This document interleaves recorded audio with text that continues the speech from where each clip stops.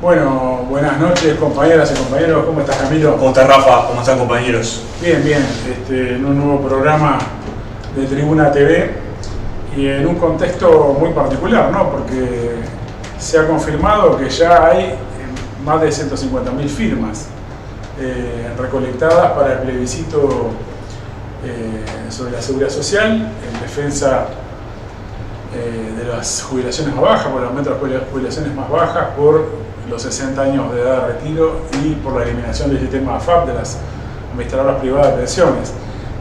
Es un dato importante y que plantea claramente que las firmas se van a alcanzar, ¿no? Sí, exactamente, Rafa. Y muchas en la vuelta seguramente que ya están, ya fueron firmadas y todavía hay una cuestión trascendida en la prensa de logística, de devolución de firmas y demás. Así que presumiblemente sea bastante más la cifra, pero con jornadas además de recolección en estos días que seguramente incrementan rápidamente esa cifra. Hay que recordar que se necesitan unas 270.000 para habilitar el plebiscito. Estaríamos en más de la mitad ya. Sí, claro, faltarían unas 120.000.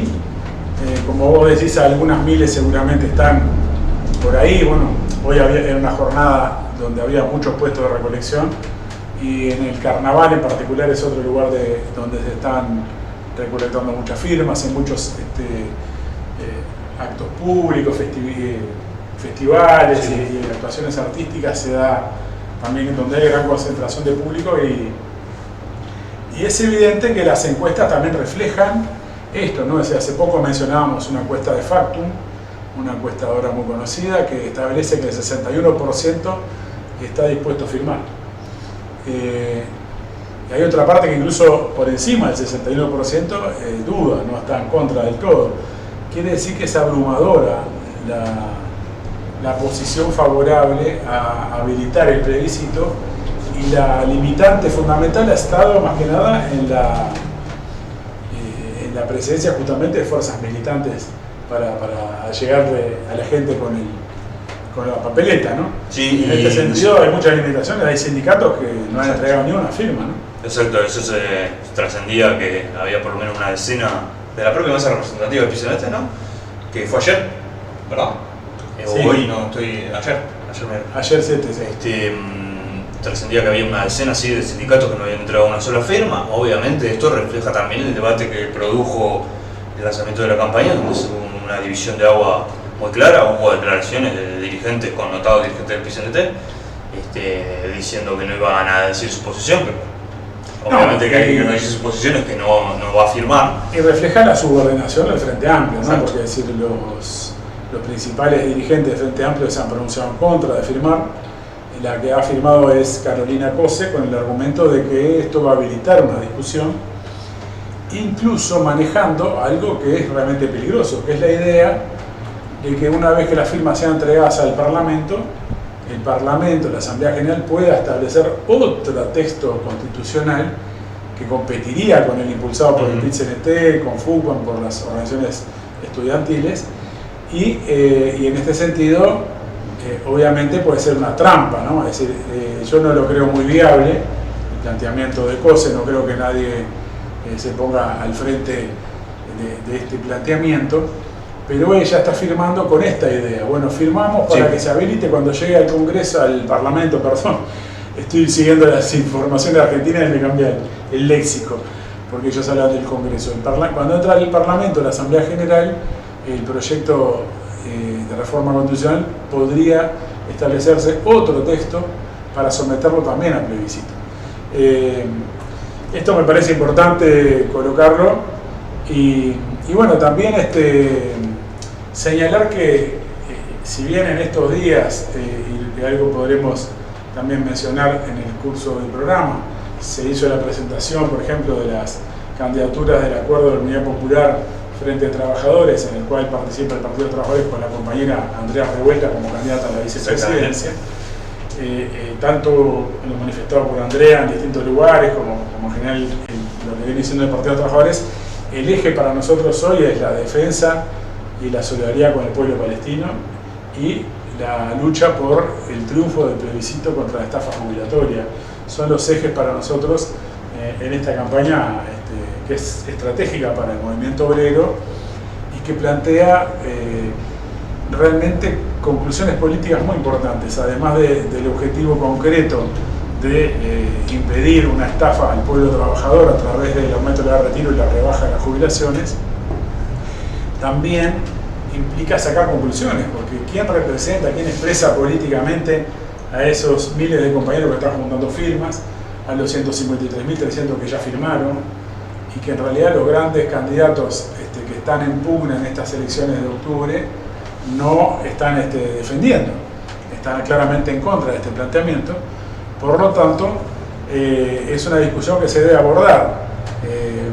El otro día la compañera Andrea Revuelta planteaba también el ejemplo de la educación, ¿no? Es decir, ¿quién expresa políticamente a los docentes que hacen paros y huelgas contra la reforma educativa, a los estudiantes que ocupan liceos, que ocupan facultades, que ocupan los centros de formación docente, no solo en Montevideo, sino en Rivera, en Florida, en Salto, en muchos lugares del interior se ocuparon los centros de formación docente contra la reforma de Robert Silva, y en realidad no tuvieron el apoyo del Frente Amplio para esta movilización y para esta lucha, el Frente Amplio que era patrolado. Y por otra parte, también estos docentes, estos estudiantes han llevado adelante luchas muy importantes bajo gobiernos anteriores, ¿no? Que no nos olvidemos que el gobierno de Tabaré Vázquez, el último gobierno de Tabaré Vázquez, intentó poner la prohibición de la huelga, ¿no? Es decir, la declaración de servicios esenciales, la represión brutal contra los estudiantes en el CODICEN. Es decir, que hay una continuidad en la lucha de los activistas, del movimiento sindical, de estudiantes, de jóvenes, y también una continuidad de la política de los gobiernos, en el sentido represivo y en el sentido de sometimiento al MIDA, del Fondo Monetario Internacional, en la educación, en la cuestión de la seguridad social. Por lo que es importante sacar conclusiones, porque lo que debe plantearse todo este activismo que está impulsando esta lucha es: debemos ponernos al frente los trabajadores. Somos los trabajadores los que tenemos que ponernos a la cabeza de una lucha y no quedar a rehenes de los candidatos burgueses y pequeños burgueses que están sometidos al Fondo Monetario y que no plantean ninguna salida. Entonces esta es una cuestión central también en la campaña electoral. Pero como decíamos, bueno, lo primero es la cuestión de la campaña por la firma, ¿no? Sí, hay que decir que el conjunto del régimen político se fue acomodando a la inminencia de que primero iba a haber un plebiscito, en este caso el Frente Amplio, y después de que inminentemente se llegara a la firma, y sus reacciones están en consonancia con esos hechos, ¿verdad? Van acomodando el cuerpo. Esto que mencionas de la posibilidad de un texto que compita, a pesar de que parece poco viable, como bien decís vos, demuestra un afán, digamos, por interceder, por entorpecer, digamos, la posibilidad de una ley. Hay que decir que los dirigentes del PCNT no mencionan nunca el problema de las AFAO cuando hablan, la enorme mayoría. Habla de la defensa de la seguridad social en general, no menciona este punto, sabiendo que entra, digamos, que es un choque de trenes junto con el programa del Frente Amplio. Y que hay que decir que las maniobras están en todos los terrenos de maniobra respecto al problema de la seguridad social. Por ejemplo, leí una editorial, creo que de Búsqueda de Hoy, creo que era la editorial, o sí, porque era de su director, y menciona el problema de del último censo en Uruguay, que muestra una población envejecida. Hay que decir que esto es bastante discutible desde el punto de vista de algunos demógrafos y demás, que dicen, bueno, es muy relativo eso del envejecimiento en comparación con otros países. Con algunos estamos bien y con algunos estamos mal, es muy discutible. Lo que pasa es que aparte de esto no lo resuelve solo la demografía. Hay un problema que es cuántos jóvenes se van del país por falta de oportunidades en este país y cuántos están en Argentina, incluso en Argentina, ¿no? Es decir, más allá de que hoy no es atractivo ir a la Argentina, en muchos países del mundo, y por lo tanto eso agrava la cuestión demográfica si esto es así, y por lo tanto un aumento de la edad de retiro va a agravarlo aún más la cuestión demográfica, porque los jóvenes van a tener menos lugar para trabajar si los viejos se tienen que quedar trabajando, van a tener que emigrar más, o aceptar condiciones salariales aún más de explotación. Bueno, se habla de que cada niño tiene ese cuidado como un tesoro, se habla, ¿no? Porque por esta baja, sobre todo en los sectores de edad más bajo, de 14 años para abajo, hay una tendencia de caída, digamos. Ahora, cuando se menciona eso, se menciona siempre todo el problema de la productividad, es decir, se dice menos jóvenes con una productividad baja, es decir, que el análisis es absolutamente interesado porque va siempre en el sentido de tirar hacia abajo el salario y a su vez claro, aumentar. pero, a ver, desarrollemos un poco la punta de ese argumento. Si es así, están diciendo que este país está condenado. O dicho de otra manera, las clases dominantes no tienen para ofrecerle al país ninguna perspectiva de desarrollo ni de mejora social. Y por lo tanto lo que está en juego es el poder de estas clases, es decir, la dominación de la burguesía, de los grandes capitalistas, la oligarquía terrateniente, nos lleva a una situación de deterioro permanente. Si este va a ser el curso, quiere decir que ellos están condenados y deben darse paso a la clase trabajadora para cambiar la sociedad, para cambiar la economía y reorganizar toda la economía sobre nuevas bases sociales. Esto, obviamente, no está planteado en la campaña de plebiscito, ni lo podría estar, ni lo iba a resolver, pero es importante que lo vinculemos, porque es evidente que nos quieren llevar a una discusión que es una encerrona. Es decir, si va achicándose la población joven y aumentando la población vieja, y esto es una maldición bíblica, parece, y no hay manera de resolver, bueno, entonces llega un punto donde la gente resignada acepta cualquier cosa. Pero el problema justamente es cómo planteamos revertir todo esto, y esto implica la cuestión de la propiedad de la tierra, la cuestión de la propiedad de los frigoríficos, de los bancos, de las grandes empresas, porque en definitiva tenemos una clase dominante, una burguesía que es incapaz de envolver el país y que han tenido como gran política para supuestamente atraer inversores que no les cobran un peso de impuestos, como las multinacionales instaladas en zonas francas, que incluso les construyen un ferrocarril a todo trapo, rápidamente, con toda la plata del Estado, endeudándose el Estado en miles de millones de dólares, para hacer un ferrocarril una empresa sola, que en definitiva va a tener 300 obreros, 500, pongamos en un caso extremo, y no pagan un peso de impuestos por estar en una zona franca. Entonces, este es el camino que ha encontrado la burguesía supuestamente nacional para aumentar las inversiones, para generar algún empleo y alguna supuesta salida. Es un camino de salida. Mientras se le achica la parte que pone la patronal, ¿no? Porque si la parte que paga el capital, bueno, lo hemos abordado acá, se ha reducido del 15 al 7,5 y en algunos casos menos aún, que era lo que planteaba Andrea ayer en esta boca mía, la candidata a vicepresidente, militante del PT. Respecto a esto, fue muy insistente, me parece que no se golpea lo suficiente sobre esta cuestión, ¿no? Es decir, acá hay que decir que mientras se habla de que no nacen niños, que la poca productividad, ¿no? Hemos visto connotados dirigentes sindicales hablando de esto y diciendo loa, ¿no? El problema de la productividad, como Richard Reed y otros, digamos, él es quien se destaca más en este discurso. Sí, y nunca se habla de que acá el capital cada vez paga menos, que todos los gobiernos han ido reduciendo. Es decir, hay exoneraciones a aportes patronales, exoneraciones de impuestos y hay subsidios directos donde le vuelcan el dinero o le construyen un tren, hay un mega emprendimiento para esto.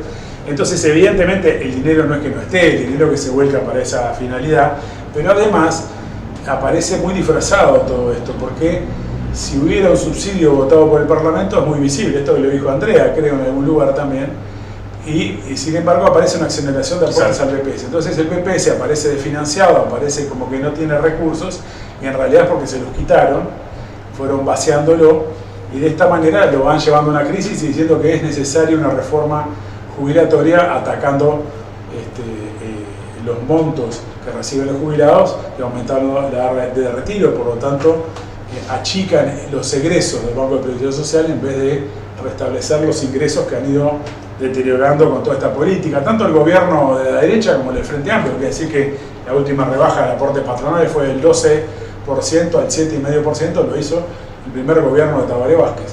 Así que esto es una política que mantiene una continuidad, que es el salvataje de los capitalistas, el subsidio de los capitalistas a costa del salario obrero y a costa de las jubilaciones. Así que es muy importante esta campaña desenvolver un programa alternativo, obviamente, de los trabajadores, y en este sentido nosotros creemos que plantea un programa obrero y socialista, y la lucha por un gobierno de trabajadores como el que puede llevar adelante este programa, y por lo tanto la cuestión de la independencia de la clase obrera en esta campaña es fundamental. Por eso decimos que hay que sacar las conclusiones, no podemos juntar firmas en un plebiscito para restablecer la edad de retiro y eliminar la SAFAP, y después en octubre poner una papeleta de un tipo que va a mantener la SAFAP y aumentar la edad de retiro. Es decir, es una contradicción que no es solo electoral, es una cuestión de subordinación de la clase obrera a intereses ajenos y al sometimiento del Fondo Monetario, a la política del imperialismo. Así que esta es una campaña fundamental y hay muchos compañeros que están llevándola adelante, pero hoy queríamos ejemplificarla con el compañero Raúl Andino, Sí. al que le hicimos una breve entrevista y lo vamos a publicar luego en redes, este reportaje, con un compañero que es militante en el Hospital Pasteur, un hospital estatal, y bueno, que ha desarrollado así un trabajo, no solo él recolectando firmas, sino formando una comisión por el plebiscito para hacer campaña por las firmas. Se ha vinculado al barrio, se ha vinculado a la comisión de la Unión y Villa Española del Mondes, del Movimiento en Defensa de la Seguridad Social, y también a la intersocial, de la zona intersocial de la, ¿cómo se llama? Zona E. Zona E, sí. Zona E. Zona E.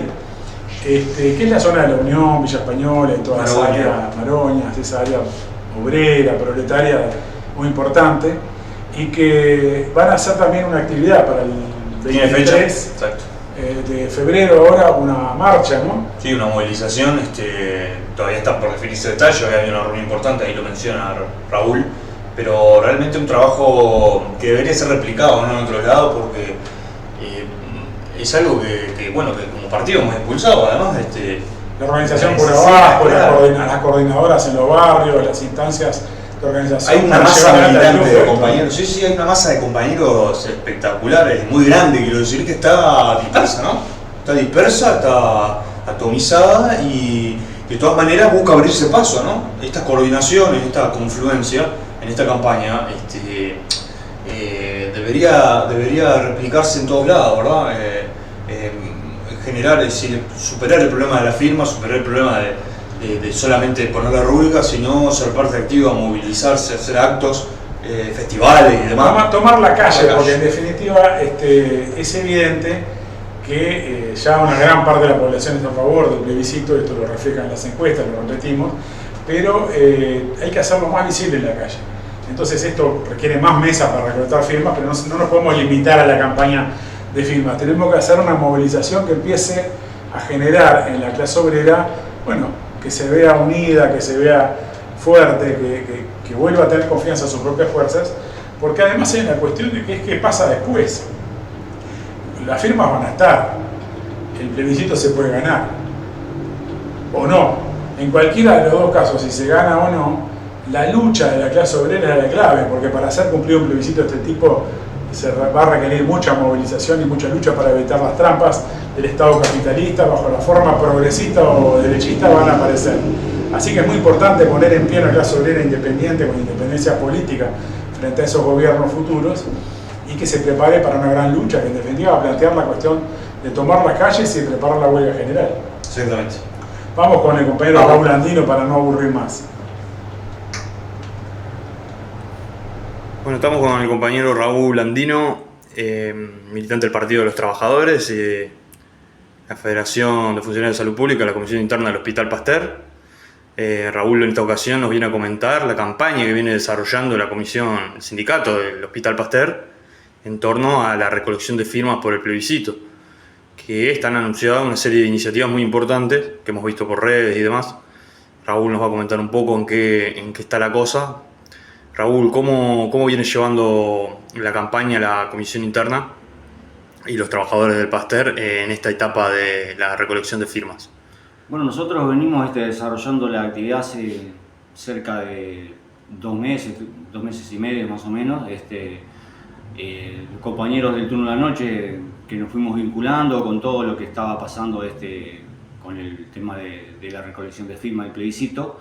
Y bueno, nos fuimos contactando, participando en las actividades del Mondes, siguiendo las actividades de ATCS, y bueno, allí nos contactamos con los compañeros y bueno, empezamos a tener las papeletas a nuestro poder, y a través de los grupos de las redes sociales fuimos interviniendo y bueno, organizándonos en las mesas que estamos poniendo en el policlínico del hospital.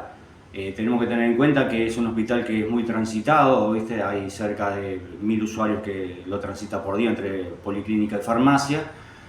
Aproximadamente 3000 trabajadores estamos en el día a día haciendo funcionar el hospital y bueno, cerca de 200.000 usuarios lo transitan mensualmente. Entonces es una actividad que nos está reportando más o menos 70, 80 firmas cada 2 horas, lunes, miércoles y viernes. Y bueno, y todo el contacto con los trabajadores, ¿verdad? Que el que va al hospital público tiene eso esa sencillez, digo, con la que podemos llegar. Y bueno, tenemos un mano a mano con los usuarios, con los vecinos. Y a su vez también con las organizaciones sociales y políticas del barrio, ¿no? Tenemos compañeros que militan en los comités de base y también en los sindicatos. Y bueno, se están arrimando y hemos logrado establecer una comisión abierta junto con la intersocial de la zona, donde están participando dirigentes de FUCBAN, están participando dirigentes de la FEU. Y bueno, está surgiendo la idea de realizar una marcha zonal el viernes 23. Ya tiene fecha, ¿verdad? Claro. Ya tiene fecha y bueno, estamos viendo los detalles. Justamente ahora en un rato nos vamos a reunir en el salón gremial y vamos a seguir afinando las invitaciones, cómo vamos a desarrollar la propaganda, porque creemos que, bueno, hoy se anunciaron 135.000 firmas. 157 creo, más o menos. Bueno, anunciaron hoy que estamos ya llegando a más de la mitad de las firmas y bueno, eso es un aliento y bueno, tenemos que seguir movilizándonos. Raúl, esto es muy importante porque la tarea que se ha puesto a la cabeza la comisión de firmas del Sindicato del Pasteur trasciende el problema de la recolección de firmas. Ha planteado la movilización en el barrio, en este caso, una movilización zonal, ¿verdad? Una movilización zonal en un barrio obrero, como es La Unión, Curva Maroña, la Plaza Huelga General, que es una referencia histórica, ¿verdad? La propuesta nuestra es llegar hasta allí, desarrollar un acto con todas las organizaciones sociales que están juntando firmas y todos los comités de base políticos y sindicales que se encuentran en todo el zonal E. Ya estamos estableciendo algunos vínculos con ASCASMU, también vamos a invitar al Hospital de Clínicas, a la Médica Uruguaya, a los compañeros que sabemos que hay agrupaciones que son muy combativas y que ya tienen sus propias mesas en los centros, porque también, así como el hospital, es transitado, todas las mutualistas que están sobre 8 de octubre también lo son, y creemos que vamos a lograr el objetivo y poder desarrollar un acto y una movilización que después se replique en todos lados, ¿verdad? La idea es que también haya comisiones en todos los hospitales que son referencia en los barrios y en referencia en el interior y podamos sostener la recolección como viene a este ritmo y bueno, poder lograr un triunfo, ¿verdad? Totalmente. La gente firma además, ¿verdad, Raúl? Sí, la gente está firmando, sobre todo cuando le estamos explicando que hay que defender el BPS, la SAFAP. La SAFAP hemos tenido denuncia en la propia mesa, digo, de gente que está desesperada por los magros cobros que le hacen los cálculos, más las comisiones. Y bueno, eso nos alienta, digo, a establecer un puente con la clase trabajadora que realmente está buscando una salida, ¿viste? También firman por rebeldía, porque ayer los dichos de Miere fueron tremendamente terroristas, digo, faltan a la verdad y bueno, están desesperados porque bueno, se ven que el pueblo se está movilizando, las encuestas están dando que un 60 o 65% de los encuestados estarían para firmar y bueno, hay que hacerle llegar las papeletas y estar donde está la clase trabajadora. Ahora estamos yendo a los tablados, estamos yendo a las vías públicas, a la Plaza Libertad, a 8 de octubre, entonces estamos cubriendo y bueno, eso es importante porque las firmas se van a lograr y el objetivo se va a conseguir. Bueno, continuamos. Me parece muy importante estos testimonios que podemos seguir trayendo en otros programas de compañeros que vienen llevando adelante esta campaña y sobre todo nos parecía importante destacar esta experiencia en particular, ¿no? De una comisión en un hospital público donde no se limitan a simplemente la junta de firmas, cosa que viene haciendo bien por otra parte, sino que están impulsando la unidad con todas las organizaciones populares del barrio y la movilización en común. Entonces es el embrión de un proceso de lucha que nos parece sumamente importante, y en este sentido para el Partido de los Trabajadores es la tarea número uno desenvolver la campaña por las firmas y por la movilización popular en defensa del plebiscito, ¿no? Totalmente. Además Raúl, un compañero negado, muy militante, realmente ha sido de destacar estas iniciativas que se están tomando, y junto con otros compañeros muy tenaces también, reproducir esta experiencia me parece, y ponerlo en debate, ¿no? Trayéndolo acá, seguramente tengamos más adelante alguna entrevista para ver, cubrir esa movilización del 23 también. Estaremos anunciándolo con más detalle, ¿verdad? Exactamente.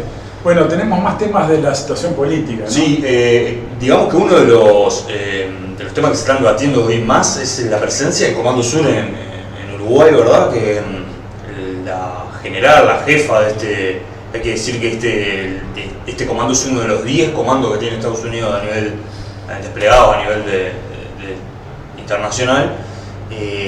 Laura Richardson es una general, una enviada del Pentágono que está de recorrida por Ecuador, pasó por Uruguay y va a ir a Argentina. Ha tenido, el PCNT ha sacado una declaración de repudio, obviamente por la presencia de esta enviada del imperialismo yanqui, que ya sabemos, ¿no? Cuando hay una visita de este tipo, el imperialismo no da puntada sin hilo, no viene siempre con algún tipo de condicionante, y está en un continente que está en ebullición, especialmente en Argentina, pero no solo, ¿no? Sino que venimos de un proceso de mucha incertidumbre política y mucha crisis política y social, y de debacle económica, etc. La presencia de Richardson en Uruguay reuniéndose con Javier García y haciendo una serie de anuncios de donaciones, por otro lado efímeras, ¿no? O sea, desde el punto de vista económico y demás, como decíamos, generó el repudio de una declaración del PCNT, pero hay que decir que también Richardson no solo se reunió con García, sino que se reunió con Carolina Cose en el día de ayer. Carolina Cose, para los que no lo saben, es la intendenta de Montevideo por el Frente Amplio y una de las precandidatas del Frente Amplio para la selección de octubre. Exactamente. Por otro lado, tuvo una invitación llamando Orsi para reunirse también con ella, y lo que ha trascendido es que rechazó esa invitación. Por lo tanto, acá tenemos un par de cosas para analizar, ¿verdad? Primero, por un lado, ¿por qué está el Comando Sur en Uruguay? Y no solo está en Uruguay el Comando Sur, sino que ha decidido mandar un portaaviones nuclear al Atlántico Sur, ¿no? Es decir, a cuidar sus intereses en esta zona. Es decir, es algo que no sucede, creo que 2010, que no pasa algo por el estilo. Para que veamos que esta gira está inscripta en un reforzamiento de la presencia del imperialismo yanqui, incluso en términos militares, en la zona, ¿no? Sí, y todos los observadores coinciden en denunciar que además está tratar de poner un límite por parte del imperialismo en su patio trasero, ordenar su patio trasero y poner un límite a China, ¿no? Eso es declarado aparte abiertamente por el propio Comando Sur. Lo que hay que decir es que lo que tenemos acá es, primero, una pelea con China por los recursos, por el control de los recursos, es decir, acá tenemos una fuerte presencia, seguramente con la pretensión de tener una presencia más permanente, ¿verdad? Por ejemplo, hoy se anunciaba esta mujer en conferencia de prensa, esta militar, su disposición, la disposición de Estados Unidos a ayudar a Uruguay en la lucha contra el narcotráfico, que es bien importante esto, porque es el código en el que siempre el imperialismo se mueve, hay que decir Colombia, ¿no? Las bases que tiene instaladas allí y en otros países, México, etc., empiezan siempre como una lucha contra el narcotráfico. Es evidente que Uruguay se ha transformado, es decir, se apoya en algo real, ¿verdad? Se ha transformado en un país de paso de grandes cantidades de droga, ¿no? De los decomisos que se generan y los descubrimientos de miles de kilos de cocaína en Europa. Y sí que se agarran de algo real, pero que sabemos que viene con segunda siempre, en una situación de guerra internacional que es una guerra militar y que no es solo comercial, ¿no? Es decir, en China se expresa una guerra comercial. La guerra comercial es el preámbulo siempre de la guerra militar. Y tenemos al imperialismo cubriendo frentes, no solo apoyando a Ucrania en la guerra con Rusia, sino en Gaza, ¿no? La Sí, presencia pero en Gaza, tiene que o sea, te subrayo un poco más que apoyando a Ucrania, la OTAN impulsó Exacto. a Ucrania a llevar esta situación, porque en realidad fue el ingreso de Ucrania en la OTAN lo que provoca la guerra, ¿no? Es decir, más allá que nos justificamos, obviamente no estamos ni con Putin tampoco nos justificamos en invasión. Lo que estamos acá es una contienda entre potencias por el control de determinados recursos, de determinados territorios, y también por establecer regímenes proclives a ello, ¿no? Entonces esta presencia, por ejemplo, va a ir creo que en abril para Argentina, bueno, va a llegar en un momento muy convulsivo del gobierno de Javier Milei, ¿no? Que apareció creyéndose que se comía el mundo, era el león que se comía el mundo, con el 56% de los votos ganó, se olvidó que él tuvo 29% de los votos, claro, y que en realidad una gran parte de la población lo votó con desesperación, con temor, pero porque prefería al loco antes que al ladrón, decían, ¿no? O algo por el estilo. Es decir, que frente a un candidato que era Massa del peronismo, completamente, todo el mundo sabía que iba a continuar con un desastre que ya venía llevando adelante hace un año y medio, la locura que veían en Milei les generaba algún tipo de esperanza. En un mes y medio, menos de 2 meses, el costo de vida se ha disparado a un nivel que la gente está desesperada y si bien esto no ha motorizado todavía una movilización masiva, han habido muchas movilizaciones pero todavía no masivas, más allá del paro del 24, sí, 24 de enero, tenemos una situación de una crisis muy fuerte en términos de pelea entre grupos capitalistas y partidos del sistema capitalista, que hace, bueno, que cuestiona de alguna manera este armado que había hecho Javier Milei junto con Macri, Bullrich y todos estos aliados, algunos más circunstanciales que otros, porque bueno, se ha ido derrumbando, ¿no? Es decir, parecía que tenía mayoría para sacar la llamada ley Ómnibus, una ley que tenía originalmente más de 600 artículos, sí, y quedó en menos de 350, y luego se fueron sacando más y más y más, hasta que llegó un momento en que Milei ordenó retirar de alguna manera el proyecto, o, bueno, o por lo menos su bancada así lo hizo, y pasarlo vuelta a comisión, lo cual quiere decir que arrancan desde cero. Y ahora Milei parecería estar optando porque a partir de marzo, cuando empiece a funcionar las sesiones regulares del Congreso, ahí empezaría a mandar proyectos de ley, pero no una mega ley. Es decir, que no estamos ante simplemente un cambio de estrategia, sino que ha salido muy golpeado de este proceso. Los aliados que estaban, los llamados dialoguistas, que estaban dispuestos a darle los votos para sacarle aspectos centrales, también salieron muy golpeados. Y vamos a ver si van con confianza a esta negociación de las leyes, cada una por su lado, más allá que haya en muchas un acuerdo de clase, de fondo, para atacar a los trabajadores. También acá hay intereses electorales, intereses políticos de los partidos, y hay lobbies económicos burgueses que están operando detrás de bambalinas. Así que estamos en un momento muy convulsivo de la política argentina, y en el medio de todo esto Milei se había ido a Israel nada menos, ¿no? Es decir, sin pedir permiso al Parlamento, que está obligado por la Constitución, al igual que cualquier presidente de Uruguay tiene que retirarse, si va a salir del país tiene que tener un aval parlamentario.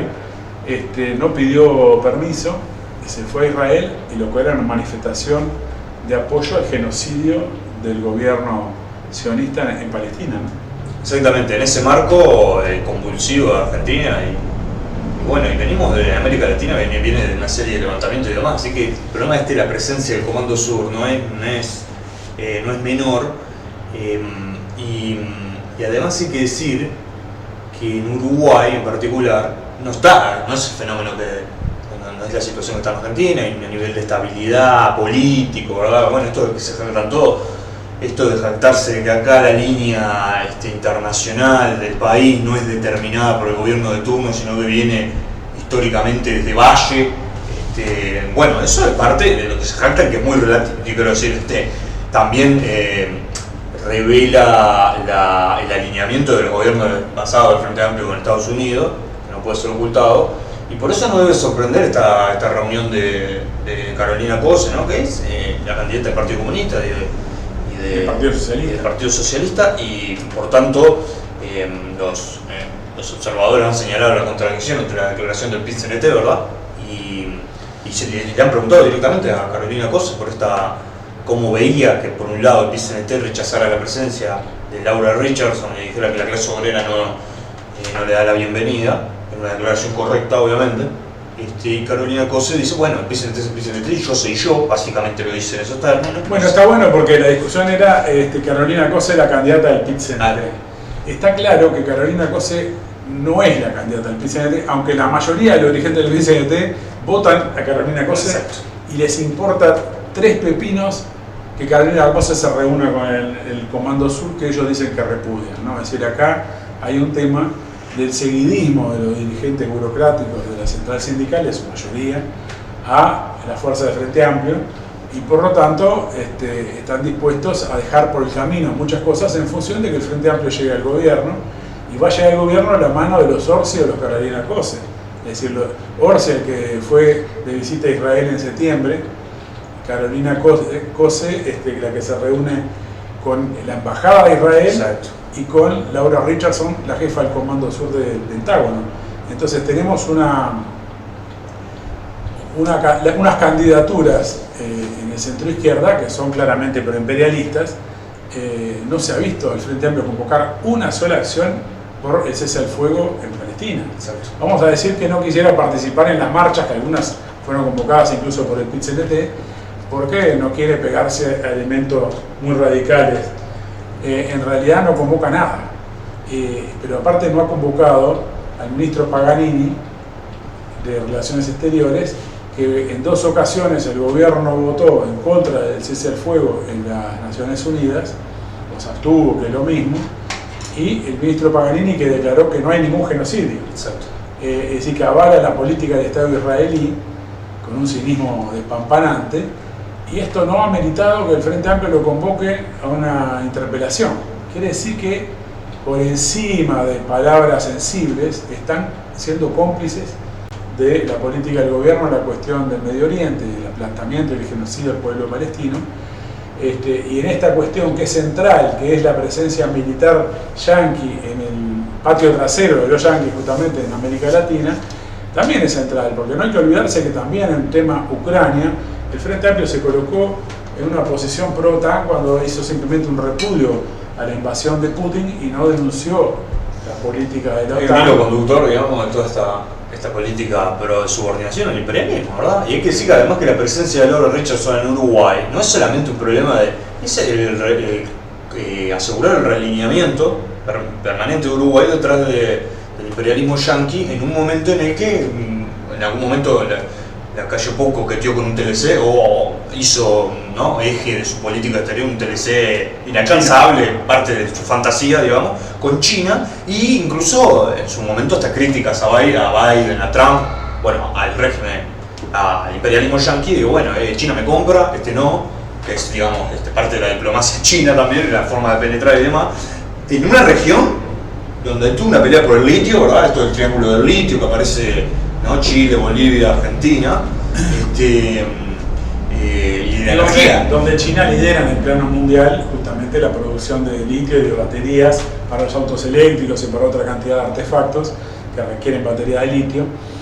Y por lo tanto los yanquis se están quedando detrás en esta cuestión, están dependiendo los capitales europeos y yanquis de la producción china en la cuestión de las baterías. Por lo tanto, es una batalla estratégica fundamental, sobre todo en este proceso donde se habla de la transición de los fósiles, digamos, del petróleo hacia la llamada energía limpia, que en realidad sabemos que no es tan limpia cuando se produce, pero más allá de eso tenemos este fenómeno. Por otro lado, como creo que dice el PIT-CNT, acá también vienen por el agua. Se está desarrollando por ahora, no es un enorme emprendimiento, pero en la zona de Tacuarembó, en una inversión extranjera donde está sacando agua de un acuífero para generar un proyecto de hidrógeno verde, llamado hidrógeno verde, que es con el agua que extraen del acuífero de abajo de la tierra, agua potable, agua limpia, agua que en muchos países hoy escasea, y que corremos riesgo de se contamine con todo este proceso, por supuesto, además de que van a a sacar tanta agua que después es difícil que se reponga tan fácilmente, o sea, un ritmo rápido se vuelve a llenar todo el acuífero.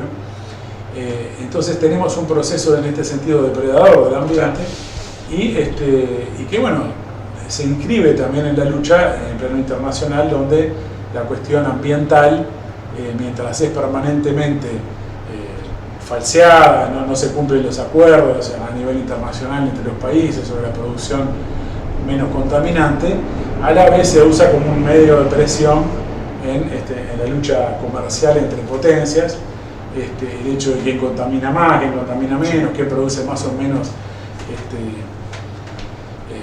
deterioro del ambiente, o calentamiento global, o lo que sea.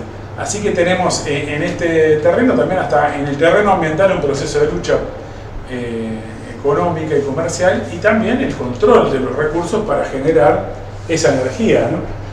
O almacenarla, como en el caso del litio. Así que veamos que esta cuestión de la presencia militar yanqui es sumamente importante.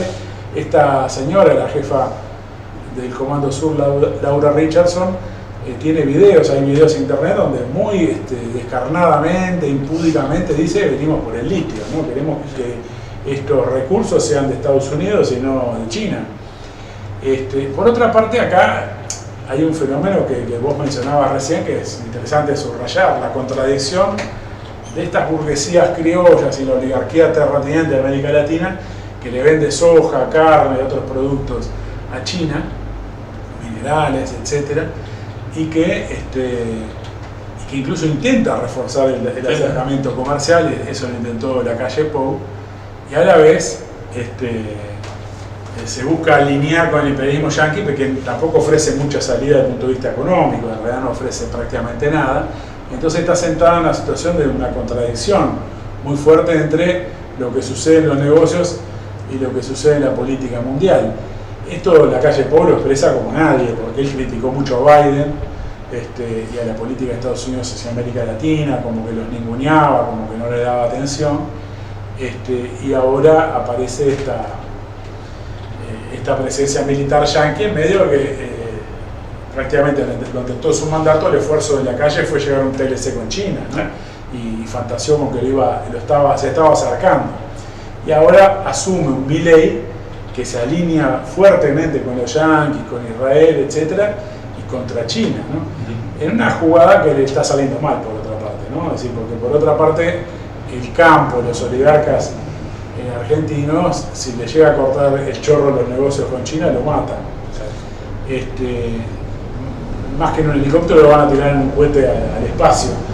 Y por otra parte, China le ha prestado dinero a la Argentina, y el gobierno de Milei necesitaba de alguna manera, un swap se llama, pero es un préstamo básicamente, necesitaba una prórroga, una renovación del swap, y esto China le dijo que no, tenés que pagar. Sobre todo, además estaba vinculado a la declaración, a las reuniones de varios altos jerarcas de Milei con Taiwán, ¿no? Con dirigentes de Taiwán. También eso habría molestado mucho a la... Sí, después la canciller argentina tuvo que salir a decir que ellos reconocían el principio de la unidad china, de una sola China, que es la posición de casi todas las potencias del mundo y de la ONU, pero bueno, que estaba cuestionado. Pies, digamos, de Milei, que no son... Bueno, la otra es que ha anunciado ahora en el viaje que va a mover la embajada hacia Jerusalén, lo cual implica ponerse de lleno en la guerra de Netanyahu y el genocidio de Palestina. Jerusalén tiene un estatuto, desde el punto de vista internacional, el derecho internacional de la ONU, un estatuto específico, no puede ponerse allí la capital de Israel, y ya el poner allí las embajadas quiere decir que se reconoce que es la capital de Israel, por lo tanto que es la expulsión definitiva de los palestinos, el objetivo. Y bueno, esta declaración de Milei coloca a Argentina de lleno en la guerra y en el genocidio. Y esto último que apuntas vos, Rafa, como decía un compañero de Argentina, debería ser denunciado el presidente. En su momento lo dijo, este compañero lo decía sobre Massa, cuando dijo en campaña que si gobernaba iba a hacer declarar a Hamás de organización terrorista, porque hay que recordar que Hamás tiene todavía rehenes, ¿no?, argentinos, Y en lugar de Milei estar trabajando para la liberación de esos rehenes, lo que hace es echar leña al fuego. Porque esta declaración de subordinación, aparte hay que ver el video, ¿no? Es un nivel de rastrerismo político muy llamativo. Se baja del avión y se pone a decirle, creo que a Penny, bueno, uno de estos ministros más derechistas, si es que se puede hablar en esos términos del gabinete de Netanyahu, porque son todos derechistas, pero uno de los más le dice, bueno, como aprendido de memoria, ¿no? Voy a trasladar la capital, y no se va a echar leña al fuego el conflicto, en lugar de trabajar para la liberación de esos, ¿no? Esto valía para Massa también cuando decía que iba a declarar a Hamas organización terrorista, ¿no? Entonces, hasta desde el punto de vista de la diplomacia, es una torpeza. Sí, bueno, tengamos que en cuenta que el gobierno uruguayo, mientras estaba produciéndose la denuncia de Sudáfrica en la Corte Internacional de Justicia de genocidio contra el Estado de Israel, anunciaba como bombos y platillos una exportación de carne con hueso a Israel como un gran logro. O sea, lo comentamos en el programa anterior con Rodolfo García del Sindicato Frigorífico Canelones. Es un nivel de complicidad de estas burguesías latinoamericanas muy fuerte, bueno, en el caso del gobierno uruguayo y Milei todavía más a fondo todavía en este proceso. Pero bueno, me parecía importante mencionar esto y bueno, volvemos a subrayar que esta presencia de Richardson, del Comando Sur en Uruguay, es para alinear al gobierno y a las distintas fuerzas políticas, porque pidió entrevistas con los distintos candidatos. Le pidió a Carolina Cose y le pidió a Orsi, que son dos de los candidatos que es probable que ganen, es decir, uno de los dos probable que gane en las elecciones que vienen. Por lo tanto, está planteando una continuidad en la relación y Carolina Cose aceptó la entrevista. Bueno, Orsi dijo no, mejor no. Hay que decir que en este caso Carolina Cose tal vez tenga que demostrar que está con ellos más de lo que necesita Orsi. Sí. Nadie piensa que Orsi va a ser un antiimperialista. Carolina Cose, por estar más ligada al Partido Comunista, al Partido Socialista, evidentemente tuvo que ir a renovar el carnet de buena conducta con el imperialismo yanqui y decirles miren que no tengan problema conmigo, como lo hizo al recibir a la embajadora de Israel, ¿no? Es decir, no son tareas de una intendente tener que recibir al Comando Sur de los Estados Unidos. En eso Orsi dijo, bueno, iba a tratar temas que son de la política nacional, no de una intendencia. Me parece evidente que el pedido de las entrevistas no era en calidad de intendente. No le pedía entrevista al intendente de Rivera, ni al intendente de ninguno de Maldonado, a Antía. Le pidió entrevista a dos candidatos con chance de ganar la interna Frente Amplio, que tiene chance importante de ganar la presidencia de la República en la elección de octubre. Por lo tanto, esa es la cuestión importante, que no ya impulsado una movilización contra Richardson, sino que no hayan simplemente rechazado una entrevista esta candidata de la supuesta izquierda del Frente Amplio, ¿no? Totalmente, Rafael, es así. No sé si... No, yo una cosa que... Yo creo una duda que planteo para los oyentes también, porque cuando mencionaste lo de Argentina, es decir, lo que se sabe es que la Libertad Avanza es el que retira, el partido de gobierno es quien retira el proyecto de ley. ¿Por qué lo retira? Porque se iba aprobando. Yo estaba siguiendo en vivo la votación y iban 6 artículos aprobados ya. Hubo un problema procedimental, una discusión procedimental, ahí se leía todo, pero todo indicaba que se iba a seguir votando y de repente se retira.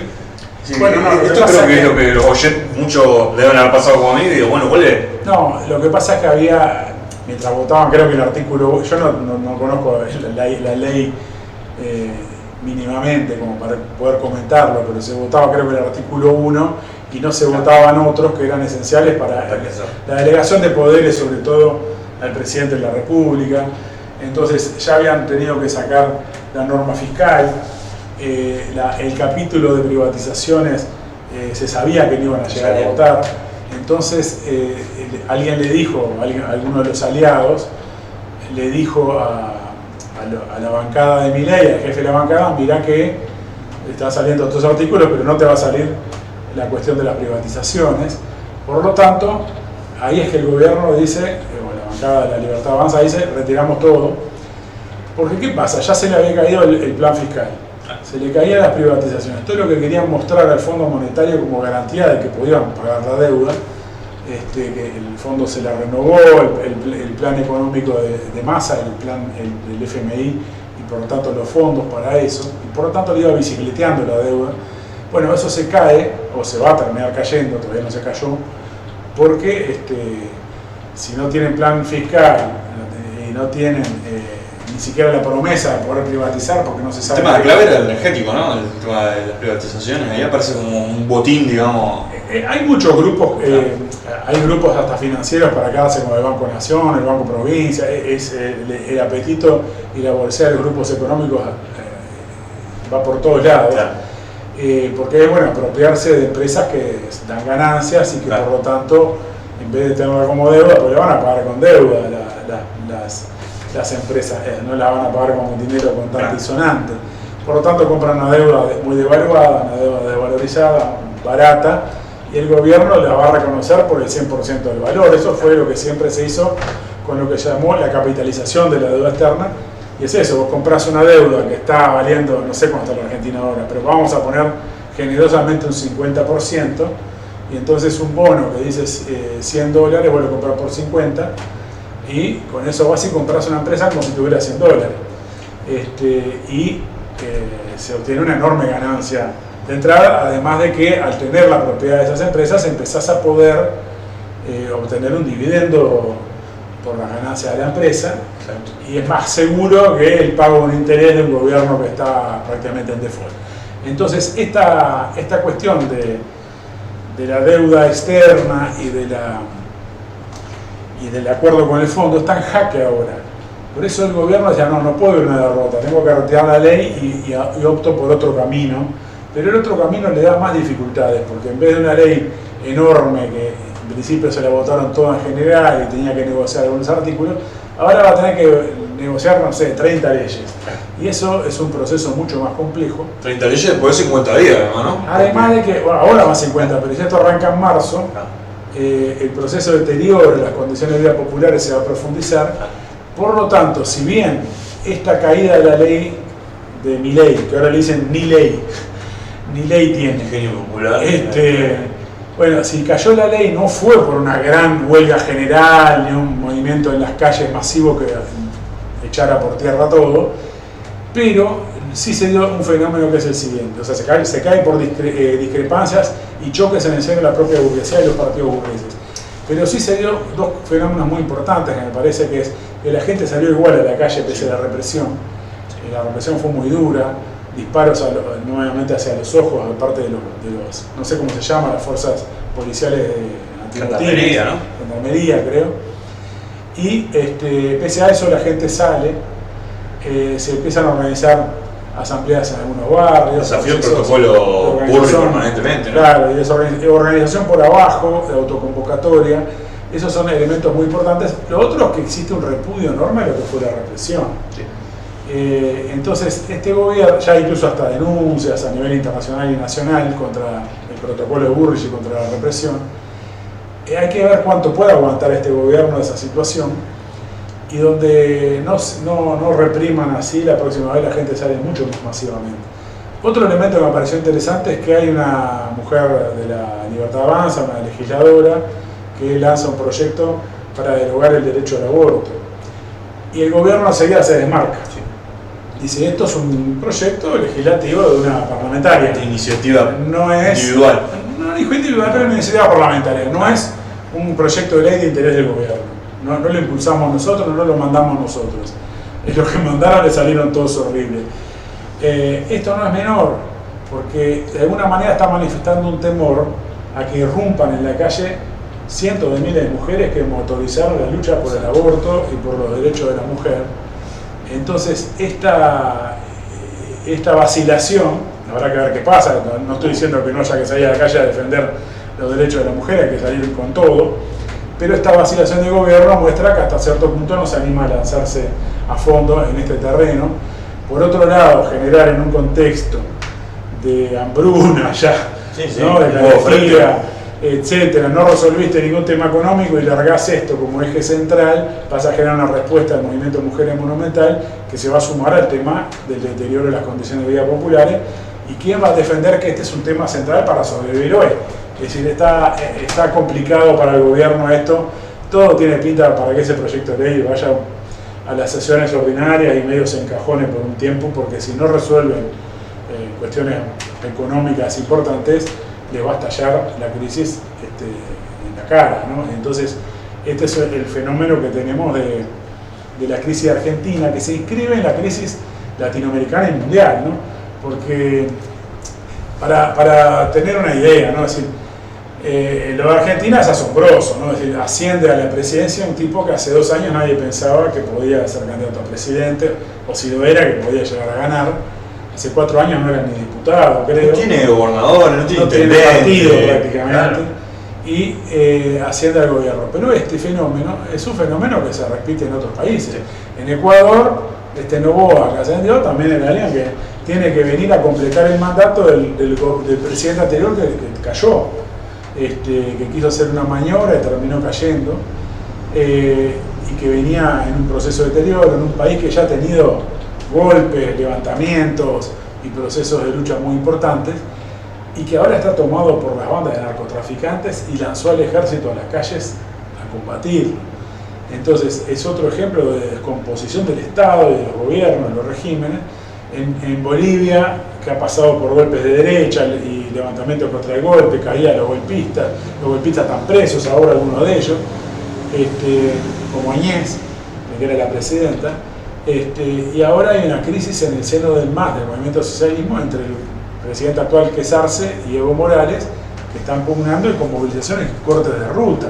En Brasil pasamos de gobierno del periodo lulista, Dilma Rousseff, golpe contra Dilma Rousseff, prisión de Lula, gobierno de Temer, ascenso de Bolsonaro, caída de Bolsonaro, vuelve Lula, lo sacan de la cárcel y vuelve a ser el presidente.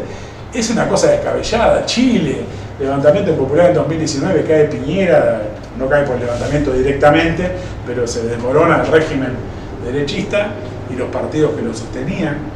Y entonces tenemos un proceso convulsivo que termina llevando un Boric que está decepcionando ya a los luchadores, a los que se insurreccionaron en octubre del 19. Cualquier país que vayamos, Colombia, con los grandes rebeliones, paros nacionales, el proceso constitucional de Chile fracasado, toda una serie de procesos muy convulsivos en América Latina que podríamos abordar en más países, Colombia, etcétera, etcétera. Esto para mostrar que esta cuestión de China y Estados Unidos buscando monopolizar o controlar los recursos del continente se da en una crisis del propio imperialismo, porque hoy Biden no puede mandar guita ni armas a Ucrania porque el Congreso de Estados Unidos no le vota el presupuesto para eso, porque lo condiciona a una cuestión doméstica que tiene que ver con la política hacia los inmigrantes, que no es tan doméstica porque es internacional, pero que la principal potencia del mundo en términos económicos y militares no pueda disponer de esos recursos para una guerra que ella misma promovió y que es vital para ella ganarlo por una cuestión de la interna, que a la vez que el riesgo de que gane Trump las elecciones, que está entre ir a la prisión o ganar la presidencia otra vez, y muestra un nivel de desequilibrio y de crisis política que marca también el proceso de declinación del imperialismo yanqui y su dificultad para establecer justamente la dominación en el plano mundial, cuando le aparecen nuevos frentes permanentemente, ahora como la cuestión palestina y del Medio Oriente. Está ahí amenazando con un ataque cada vez mayor a Irán, si no hay... Un ataque nuclear además, ¿no? Y Rafa, además hay otra cuestión, cuando acá se debatía el problema de la guerra mundial, si era una guerra por independencia, si era una guerra local, si era una guerra en Ucrania, y en Europa tenemos un fenómeno que es toda una reconversión de ramas enteras a la industria de guerra. Sí, hay un aumento de los presupuestos también. El aumento de los presupuestos y reapertura, por ejemplo, uno de los síntomas que demostraba un déficit era que la cantidad de balas, por ejemplo, que no alcanzaban para suministrar a Ucrania. Se han reabierto un montón de industrias en Europa, en Alemania, en Italia, en países escandinavos, que estaban cerradas, porque quiero decir, hay un proceso también económico donde... La industria armamentista tiene ahí una dificultad que es la siguiente: como nadie sabe qué va a pasar dentro de 3 meses con la guerra de Ucrania, porque puede caer Zelensky, puede pasar cualquier cosa. También generar una gran infraestructura para fabricar te requiere, bueno, garantizarme que me vas a comprar durante mucho tiempo. Pero bueno, es un síntoma también, ¿no? No, sin duda que es un Esta síntoma. incertidumbre. La incertidumbre de la guerra afecta a todo el proceso también económico de la industria armamentista, pero toda la industria, porque aparte estas protestas que hay de sectores agrícolas en Polonia, en Francia, ¿no? En Alemania, en distintos países, es fundamental, ¿no? Es decir, estamos hablando de un proceso económico donde por un lado hay una carestía de los productos de la alimentación y por otro lado los productores agropecuarios de todos esos países están reclamando porque el Estado les vuelca cada vez más cargas económicas y el Estado carga todo eso por la guerra y por las obligaciones que implica la guerra. Las clases todas enfadadas, ¿no? Entonces se está planteando una crisis perfecta en este sentido. Justamente todas las clases están en este sentido de alguna manera movilizadas. También ha habido grandes procesos huelguísticos en Europa de la clase obrera por el salario, contra la carestía. Y bueno, los gobiernos están todos en una situación de mucha precariedad también, en Alemania, en Francia, en España, en Inglaterra, etc.